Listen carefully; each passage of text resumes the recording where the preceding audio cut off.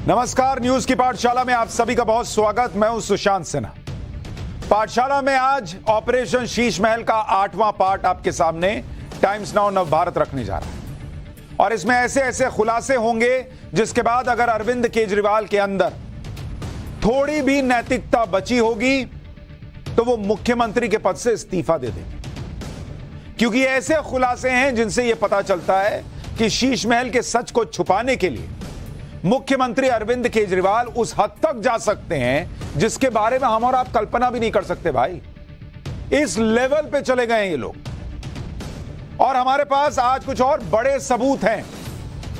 आज नरेंद्र मोदी के खिलाफ केजरीवाल का सबसे बड़ा झूठ भी एक्सपोज हो जाएगा। केजरीवाल के खिलाफ सबसे बड़ी गवाही आज आपको लाइव सुनाऊंगा। हमारे साथ दो ऐसे गवाह जुड़ रहे हैं जिन्हें मोहरा बनाकर दिल्ली सरकार के उस अधिकारी को फंसाया गया जो शीश महल के मामले की जांच कर रहा था। हमारे साथ एनजीओ अभिनव समाज के चेयरमैन जीके गुप्ता जुड़ रहे हैं। गुप्ता जी, बहुत स्वागत आपका।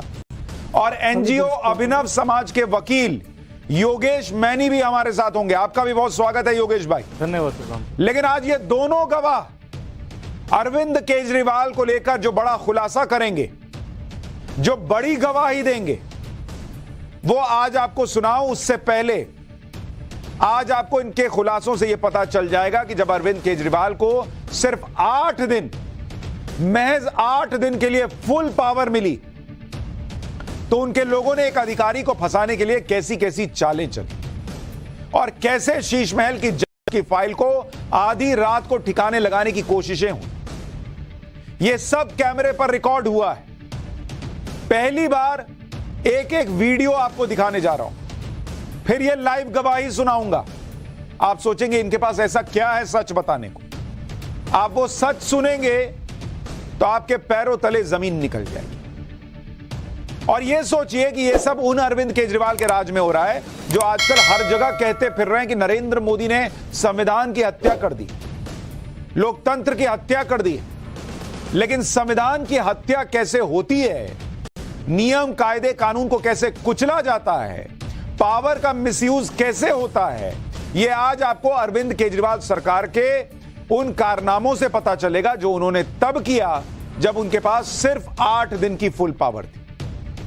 मात्र 8 दिन की फुल पावर में जो हुआ है, जो आरोप लग रहे हैं, वो आप सुनेंगे तो हैरान रह जाएंगे। आज हर जगह अरविंद केजरीवाल जी पहुंच रहे हैं, विपक्ष के नेताओं से मिल रहे हैं, केंद्र के अध्यादेश के खिलाफ समर्थन मांग रहे हैं। भाई, अध्यादेश आया, फुल पावर चली गई, तो वो हर जगह जाके कह रहे हैं कि भाई मोदी जी जो है संविधान की हत्या कर रहे हैं, हमको फुल पावर नहीं देना चाहते। क्या नरेंद्र मोदी ने किया, क्यों फुल पावर लेनी पड़ी, अभी आपको आगे बताऊंगा। लेकिन केजरीवाल जी ये सब इसलिए कर रहे हैं क्योंकि किसी तरह से उन्हें फिर से वही पावर मिल जाए जिस पावर के दम पर वो दिल्ली में शीश महल का सच दबा सके।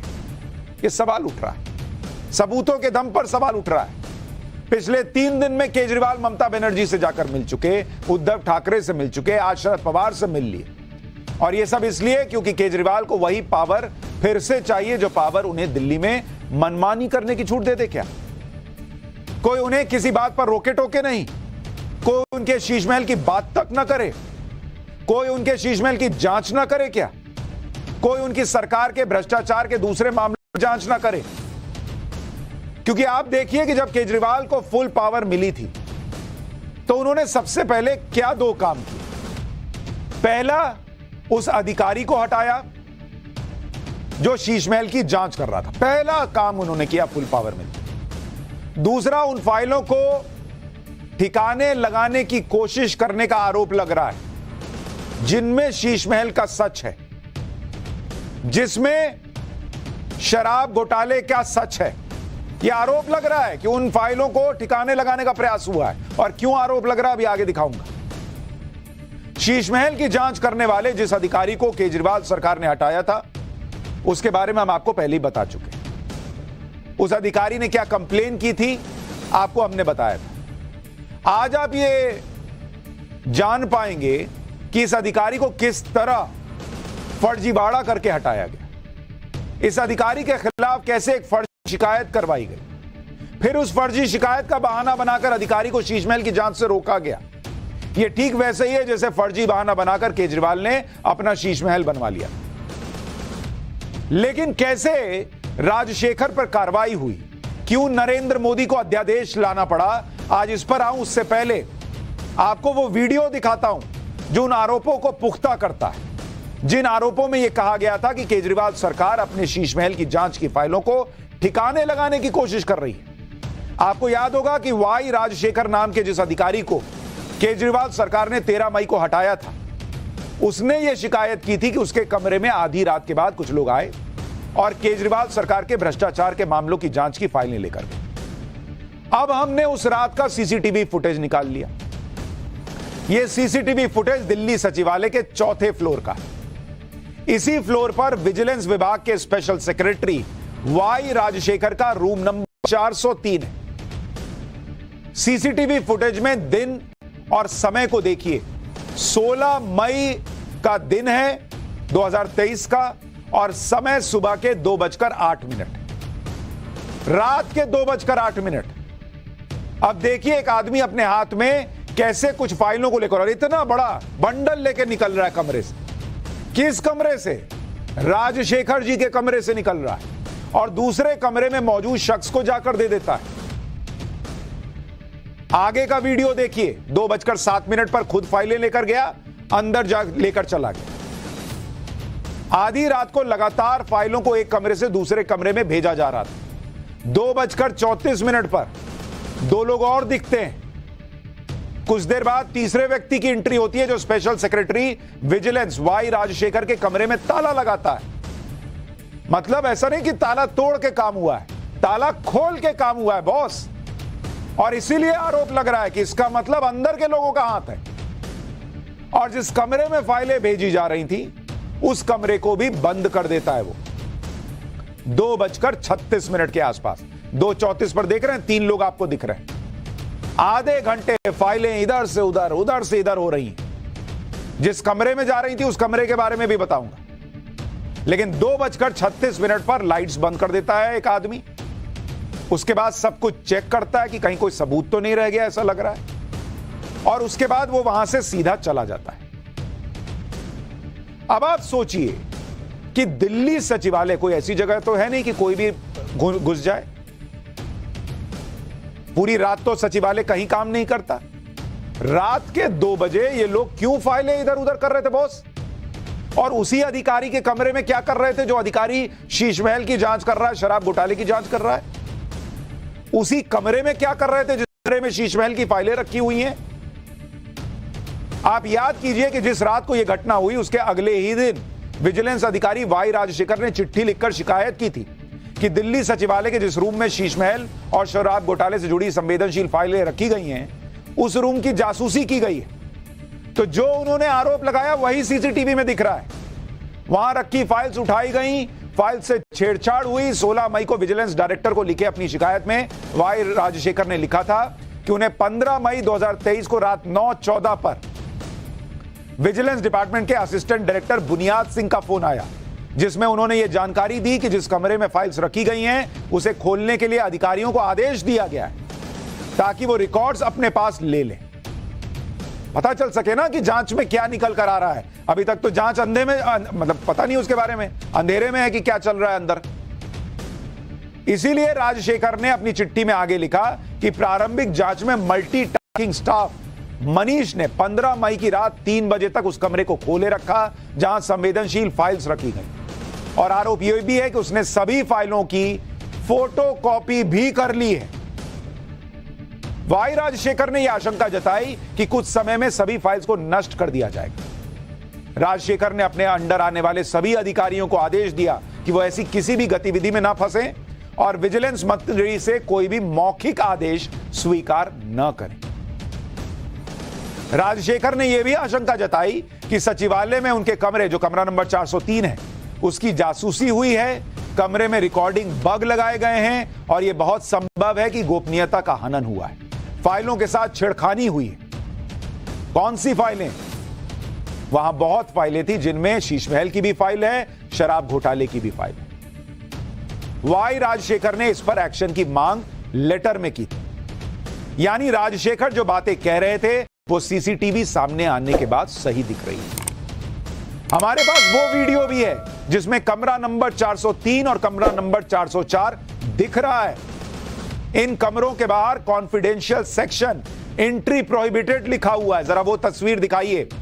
ये देखिए, यहां से लेकर ये लोग फाइलें लेकर निकले राजशेखर के कमरे से, और जिस कमरे में गए, कमरा नंबर 403 C403, ये वो कमरा है जिसमें फाइलें लेकर संदिग्ध लोग जाते दिख रहे हैं। इसके अंदर साफ साफ लिखा हुआ है, ये देखिए, YVVJ राजशेखर IAS, ये राजशेखर जी का कमरा है। और जिस कमरे में लेकर गए, जरा वो कमरा भी दिखाइए। यहां से देखिए, ये लोग निकले और उसके बाद C404 में गए। 403 जो है वो राजशेखर जी का कमरा, और 404 वो कमरा जो प्रोहिबिटेड है। और इस कमरे में अंदर घुसते ही पहले सामने फोटोकॉपी मशीन, उसके बाद जरा कैमरा घूमा तो दूसरी और तीसरी फोटोकॉपी मशीन नजर आती है। यानी एक कमरा जिसके अंदर 3-3 फोटोकॉपी मशीन है वो साफ नजर आ रही। अब आप बताइए, जहां गोपनीय फाइलें रखी गई हैं, एक तो वो रात में कमरा खुल कैसे रहा है? राजशेखर जी जो आरोप लगा रहे हैं वो सारी बातें सही होती दिख रही हैं। वो कह रहे हैं फोटोकॉपी कराई गई, 3-3 फोटोकॉपी मशीन जिस कमरे में है वहीं फाइलें जाती दिखी। एक बार आपको यह भी बताता हूं, अभी सबसे बड़ी गवाही तो बची हुई है।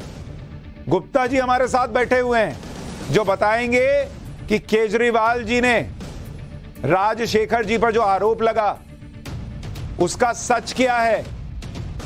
अभी वो गवाही सुनिएगा तो कान से धुआं फेंक देगा। अभी तो सिर्फ सीसीटीवी फुटेज देखा है आपने। लेकिन पहले आपको याद दिलाता हूं ये गवाही क्यों इंपॉर्टेंट है। इस कमरे में कौन कौन सी फाइलें रखी थी वो भी अधिकारी ने बताया। इन फाइलों के नाम ध्यान से सुन लीजिए और समझ लीजिए कि 8 दिन में क्या क्या खेल करने की कोशिश की गई और क्यों नरेंद्र मोदी सरकार को ऑर्डिनेंस लाकर रोकना पड़ा। 8 दिन में यह सब हो रहा था तो सोचिए आगे क्या हो जाता। जिन फाइलों का नाम है, पहली file tender files and terms and conditions of 6 flag staff civil lines, यानी शीश महल की टेंडर से जुड़ी हुई files. Subsequent alteration and additional file of 6 flag staff civil lines, यानी शीश महल के निर्माण से जुड़ी फाइलें। Measurement books regarding payment made by PWD with respect to 6 flag staff invoices submitted by contractor, यानी शीश महल के निर्माण के दौरान कॉन्ट्रैक्टर को जो पेमेंट की गई उसकी फाइल उस कमरे में थी। Notice inviting tender files of 6 flag staff civil lines, यानी शीश महल के निर्माण से जुड़ी टेंडर की फाइल्स। डिविएशन को लेकर फाइल कि शीश महल के निर्माण में गड़बड़ी से जुड़ी फाइलें भी थी। शीश महल को चमकाने के लिए जो एक्स्ट्रा चीजें लगी उससे जुड़ी फाइलें थी। शीश महल के निर्माण में लगे लोगों की तस्वीरों से जुड़ी हुई फाइलें थी। इसमें एक फाइल उस दस्तावेज से भी जुड़ी है जिसमें एक्साइज पॉलिसी के तहत एक्साइज अधिकारियों पर एक्शन की बात है। इसमें कुछ फाइल्स ऐसी भी थी जो विजिलेंस डिपार्टमेंट से जुड़ी हैं, जिसमें डिपार्टमेंट ने मामले को केंद्रीय एजेंसियों को रेफर किया। शीश महल की जांच करने वाले अधिकारी का यह भी आरोप था कि फाइलों को उसके कमरे से निकालकर फोटोकॉपी करवाया गया और हो सकता है कि इसके बाद फाइलों को नष्ट किया गया। अब आपको उस कमरे का वीडियो दिखाता हूं जहां राजशेखर के कमरे से निकालकर फाइलें ले जाई गई। यह कमरा राजशेखर के कमरे के ठीक बगल का है और इसमें 3-3 फोटोकॉपी मशीन नजर आ रही है जो मैंने आपको दिखाया। एक एक आरोप जो राजशेखर जी लगा रहे हैं वो सामने सच होता दिख रहा है। अच्छा, कोई कह सकता है कि ये राजशेखर के ही लोग, कोई कह सकता है ये केंद्र सरकार के लोग हों जो फाइलें इधर उधर कर रहे थे। सवाल इस बात का है कि अगर ये लोग केंद्र सरकार के भी थे, किसी और के भी थे, तो जब राजशेखर जी ने शिकायत दर्ज कराई कि मेरे कमरे की बगिंग हुई है, जासूसी हुई है, फाइलें इधर से उधर हुई हैं, उसके अगले ही दिन केजरीवाल सरकार ने यह सीसीटीवी फुटेज क्यों नहीं निकाला?